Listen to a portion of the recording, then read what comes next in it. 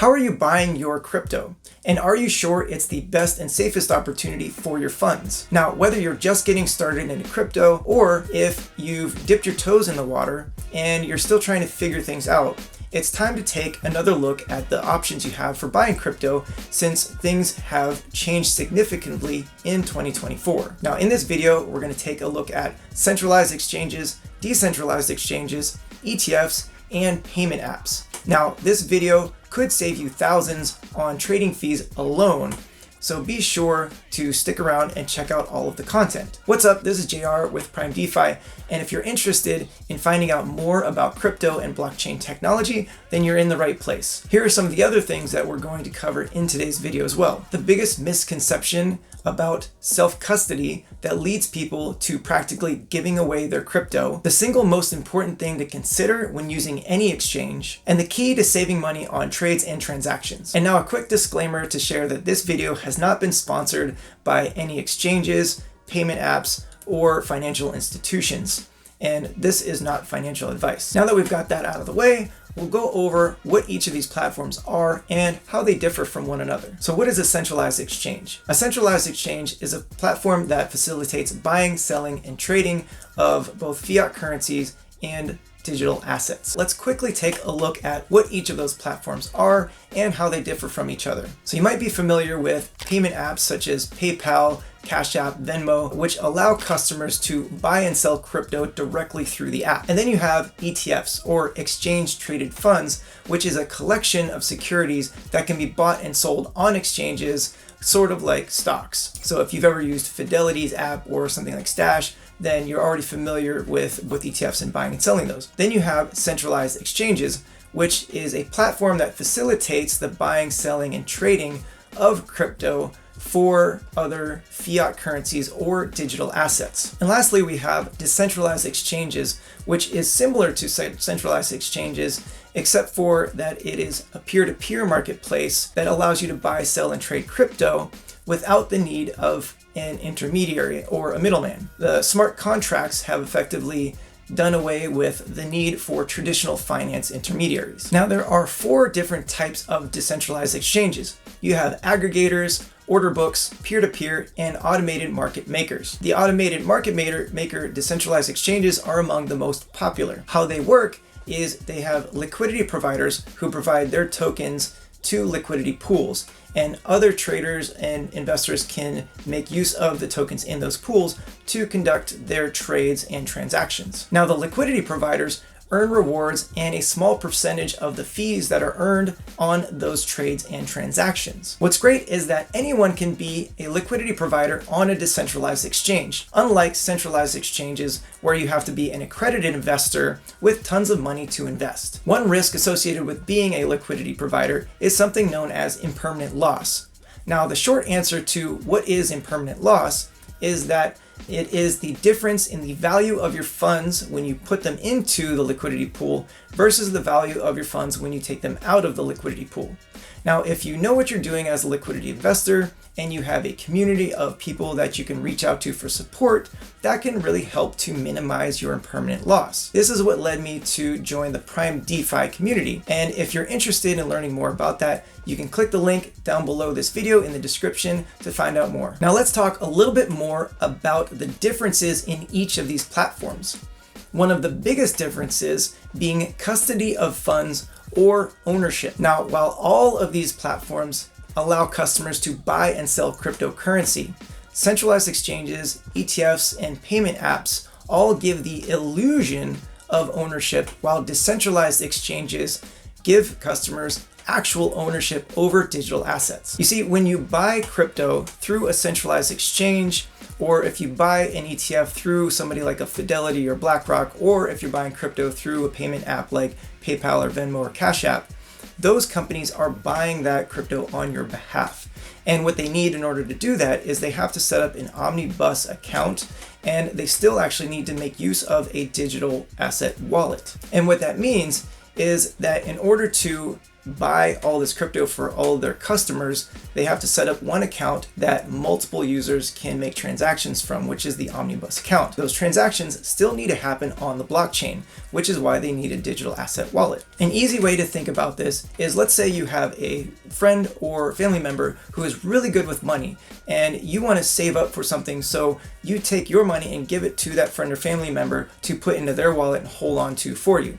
And then let's say the time comes where you want to go buy that thing. Now you have to go to that friend or family member to get them to pull out their wallet and give you that money back so you can go buy it. In all of those cases, somebody else maintains control over your funds because they maintain control over the wallet that has those funds. Now, in order to do any transactions on a decentralized exchange, you have to have your own digital wallet, which means self-custodying your funds. And all self-custody means is that you control the funds that go inside of your digital wallet. Going back to that earlier example of handing your money to a friend or a family member who's good with money and waiting for them to pull those funds out of the wallet to give back to you, this is essentially the same as when you step into a store and you want to make a purchase. You have those funds already in your wallet, you just pull them out and make that payment. There's a really big misconception that self-custody means that you're completely on your own in the DeFi ecosystem, which has led people to hold their money on centralized exchanges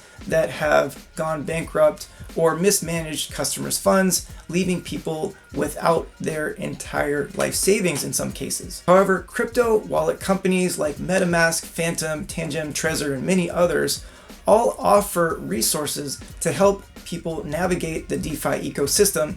And then you also have people on social media sharing their insights and their learnings to help you along your journey, like what we do here at Prime DeFi. Now, I'll get into the risks and benefits associated with decentralized exchanges a little bit later. One of the other differences between all these platforms are regulatory requirements. While centralized exchanges, traditional finance institutions offering ETFs, or payment apps are all subject to regulatory pressure by governments or other organizations, decentralized exchanges operate using blockchain technology, which is not bound by legal requirements. You just connect your wallet and begin transacting. Another key difference is in security.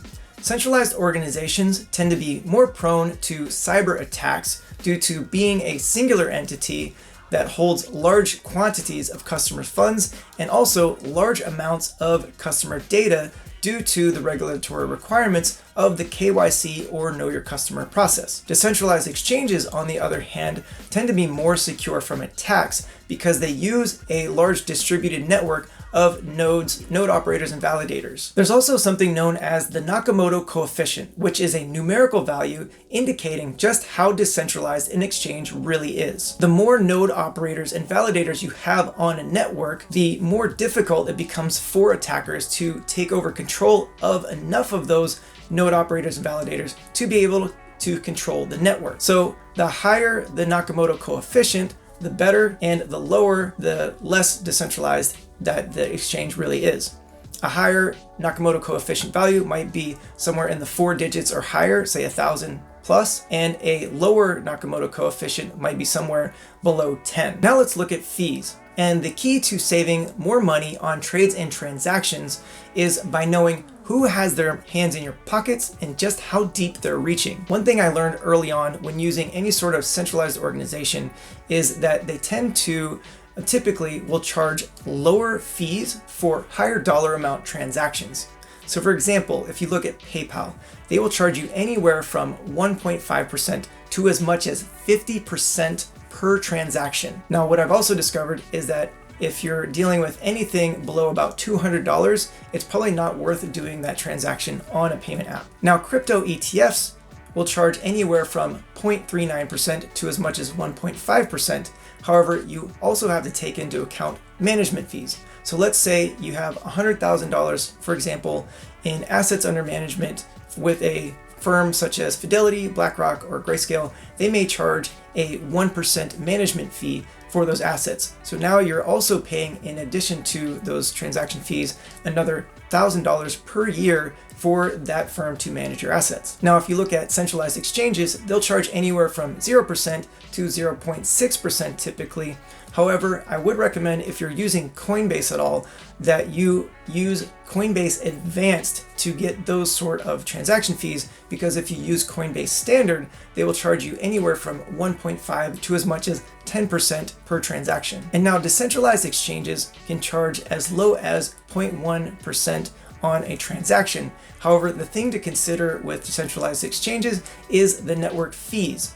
So if you're using a platform such as Uniswap and you're on Ethereum mainnet, you could be charged anywhere from tens of dollars to hundreds of dollars per transaction. However, if you're on a platform like Orca and you're using the Solana network, you might pay a transaction fee as low as a penny. Another key difference is fiat onboarding. So if you want to take money from your bank and actually buy some digital assets, the only way to connect your bank to those digital assets would be through a centralized exchange, or a traditional finance institution offering ETFs, or a payment app. Traditional banks will not connect with a decentralized exchange. Now, the best way to convert your fiat currency into digital assets would be to do it through a centralized exchange, because from a centralized exchange, you could then move it into a digital asset wallet that you could then transact on decentralized exchanges afterwards. Another difference is with access to tokens or crypto projects. If you're investing through an ETF, you're only going to really get access to two projects currently. That's Bitcoin and Ethereum. If you're using something like PayPal, you might get access to more crypto projects, but not as many as you would if you were to go through a centralized exchange. Centralized exchanges can offer access to hundreds of crypto projects. However, if you want more access to the smaller cap projects and potentially more risky projects, but the ones that could offer that 100x potential, then you would want to go through a decentralized exchange. They will offer you access to tens of thousands of crypto projects, but be sure to do your research. Now, liquidity is another one to take a look at, because when you want to buy or sell any of your crypto, then liquidity is going to be a really critical factor, because you need liquidity in order to complete those trades and transactions. Now, with centralized exchanges, they typically have more liquidity than decentralized exchanges, especially if you're dealing with a smaller decentralized exchange, like something like a StellaSwap that has maybe $10 to $15 million in liquidity. However, if you're using something like a Uniswap that has over $5 billion in liquidity, then there's higher potential for getting your returns on your investments. Uniswap even released a report sharing how their liquidity is actually higher than some centralized exchanges, even major players such as Coinbase and Binance. So with more decentralized exchange adoption comes more liquidity. Anonymity and privacy is also another key differentiating factor between centralized organizations and decentralized exchanges. Centralized organizations have to utilize the KYC, or Know Your Customer process, which removes all anonymity and privacy. Decentralized exchanges, however, do not have to do that, and therefore have more anonymity and privacy. Lastly, you have transparency. When it comes to centralized exchanges, you don't typically get to see what other traders are doing on the platform. You also don't get access to the business decisions that are being made behind the scenes about what happens with the business or with customer funds. Decentralized exchanges, on the other hand, offer full transparency with blockchain technology. Users can see transactions from any wallet address on the network. You can even participate in governance of the network if you choose to. Payment apps are likely the most beginner-friendly and accessible platforms for you to get started. They offer a user-friendly interface that you're likely already familiar with, and you probably already have one of these apps on your phone. Now, once you go through the customer validation process and validate your identity, you can start buying crypto with just a few clicks without having to learn all about DeFi wallets or exchanges. Now, these apps are regulated by agencies such as the Consumer Financial Protection Bureau, which does offer you some recourse if things go wrong, and they also have customer support. Now, the downside with payment apps is the lack of ownership of the actual underlying asset. So you may have heard the phrase, not your keys, not your crypto.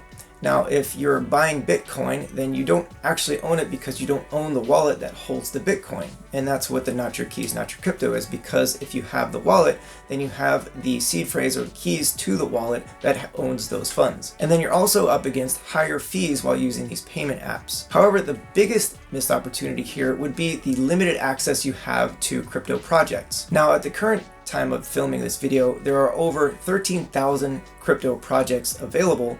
And if you're using a payment app like PayPal or Venmo, you're only able to buy 4 different types of cryptocurrencies. And if you're using Cash App, they're only currently offering Bitcoin. Now, payment apps are primarily used for sending or receiving money. So if you're not using a buy and hold investment strategy, or you're not looking to do trading, then using payment apps to send and receive funds might be an option for you. However, with the higher fees that you might be paying for this, it might not be as advantageous to use digital assets like Bitcoin or Ethereum. Now, if you're looking for a more long-term buy and hold investing strategy, then ETFs might be something to consider. They offer a lot of the similar benefits and risks as payment apps. For example, they have simple user interfaces that you can find by downloading apps even just to your phone to be able to access these apps quickly. After validating your identity, then you can start buying crypto with just a few simple clicks. After verifying your identity, you can start buying crypto with a few simple clicks without having to learn about things such as DeFi wallets, seed phrases, and all those sort of things. You also have regulation insurance, which helps to minimize against loss should anything go wrong. And you have customer support that you can reach out to. Now, another benefit is that you actually have diversification. If you're investing into a 401k, let's say, then you can also then buy into crypto to get yourself more exposure and diversify your portfolio. Now, some of the downsides to ETFs are also similar to payment apps in that you don't actually own the underlying digital asset. And you also have high fees that you have to pay, along with management fees on top of all those transaction fees. One of the other key limitations, though, is that when you're dealing with these traditional finance institutions, the typical market hours are 9 to 5, Monday through Friday, and they're closed during holiday hours. Whereas crypto markets are open 24/7. So if there's an opportunity to buy at a discount at, let's say, midnight, you wouldn't be able to go in and buy that asset at that time. The other issue is that you have limited exposure to opportunities. As I mentioned earlier, there are over 13,000 cryptocurrency projects currently, and ETFs currently are only offering exposure to Bitcoin and Ethereum. If you're looking for more access to the crypto market that you might not be seeing with payment apps or ETFs, then centralized exchanges might be the next thing to consider. Centralized exchanges are also beginner friendly. They allow you to start buying crypto quickly without having to risk losing your investment by sending your crypto to the wrong network. It does happen. Centralized exchanges also give you 24/7 access to hundreds of crypto projects. They also have a customer support, which can help with account management and transaction issues. Centralized exchanges also aggregate large amounts of buyers and sellers, giving them a deep liquidity that allows for quick transactions and large trades. There are some risks to using a centralized exchange. One of those risks is a regulatory risk. Government agencies have denied access to centralized exchanges. New York State, for example, denied access to Coinbase for a time. And while Coinbase is now available in New York, KuCoin, another centralized exchange, is still banned. I live in California, and when I started using Coinbase, I was able to stake my Solana so that I could earn interest and rewards. However, there was some ban passed so that I was unable to continue to use staking on the Coinbase platform. This was not only in California, but it happened in multiple other states as well. You could also face a custodial risk because centralized exchanges maintain custody of your digital assets. If that centralized exchange shuts down for any reason, you'll lose access to your assets. Just take a look at FTX, Voyager, Celsius, and the many other centralized exchanges that have gone under or shut down, filed for bankruptcy, or any number of other things. So this could have been due to things like mismanagement of customer funds, mismanagement of the business funds. It could have been mismanagement of the business itself, or even falling prey to hackers. Mt. Gox, for example, when it was at its peak in 2014, it was processing nearly 70% of Bitcoin transactions.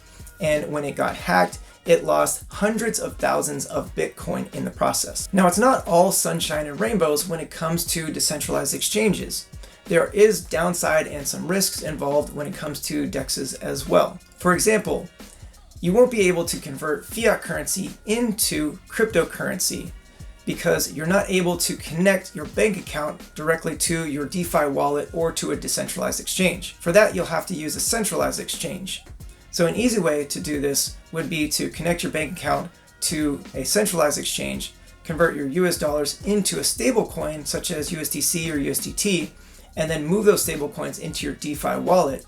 And once those stable coins are in your DeFi wallet, you can connect that to any decentralized exchange and swap those stablecoin tokens for whichever token you want to buy. Another downside is that it can seem very complex when it comes to using decentralized exchanges. You have to understand things like how to connect your wallet to the exchange, what network do you need to be on, and what's the token address of the token that you want to buy. However, this is a learning curve that can be easily overcome. There are plenty of resources available online. Another risk is that there is lower liquidity on decentralized exchanges. This is true for some, but not all. If you're just getting started, it's definitely good to start out with the larger decentralized exchanges like Uniswap, PancakeSwap, Radium, Orca, or any other decentralized exchange that has over $100 million in TVL or total value locked. Now, security is another big concern that a lot of people have. And when it comes to having your own decentralized wallet, scammers are often looking to get the keys to your wallet. And what that means is that they want to get the password that you use for your wallet and the seed phrase for your wallet. So as long as you're not falling for those scams and handing over the keys to your wallet, then those wallets are very secure. There's also a risk that you could lose the password or seed phrase to your crypto wallet. There are storage options, however, that allow you to maintain security of the seed phrase or passwords so that other people don't get them, but also so that you still have access to them and avoid losing them. Now, when it comes to decentralized exchanges, you're still going to be paying fees for transactions. However, some networks, the fees can be higher than with other networks. Although there's something else to look out for besides fees, and that's something called slippage. Slippage can be an unexpected cost, and slippage is really the difference in the token price from when you initiate the transaction to the token price when the transaction is actually executed. And the slippage amount can be anywhere from 0.5% to as low as 0.1%, and you can adjust the slippage amount before you go to make your transaction. And there's actually a little hack that I learned in the Prime DeFi community that helped me to avoid paying slippage altogether. Traditional financial institutions and government agencies want to maintain control of the systems they already have in place and are finding ways to take control over blockchain technology through things such as central bank digital currencies and stablecoins that will track users' transactions down to the penny through pseudo-anonymity. Just look what happened with China. If you want to be very conservative about your investments and don't mind paying higher fees, payment apps and ETFs are less risky platforms for you to use, and they offer lower risk cryptocurrencies for you to buy. However, there's a trade-off, and that trade-off is that there are very little opportunities for you to see a 10x growth or more on your investment. If you're someone who wants to see faster growth in a shorter period of time, then centralized exchanges and decentralized exchanges will offer you more access to those sorts of opportunities. If you found this content useful, give it a thumbs up so that YouTube shows it to other people who might also find it useful. And be sure to hit the subscribe and bell buttons so you can stay up to date with the latest video releases.